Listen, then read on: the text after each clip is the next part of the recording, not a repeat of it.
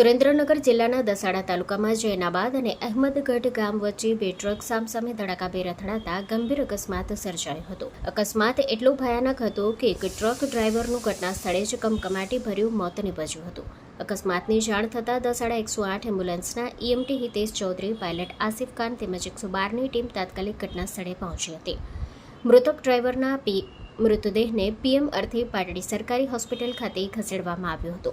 ઘટનાની જાણ થતાં દસાડા પોલીસ પણ ઘટના સ્થળે પહોંચી આવી હતી અને અકસ્માત અંગે વધુ તપાસ હાથ ધરી હતી. Story report by Minhas Malik, Dasada. માં motor driving, safe and sure driving.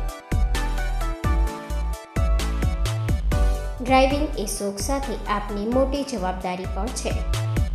અમારા ઇન્સ્ટ્રક્ટર દ્વારા સચોટ અને સરળ માર્ગદર્શન.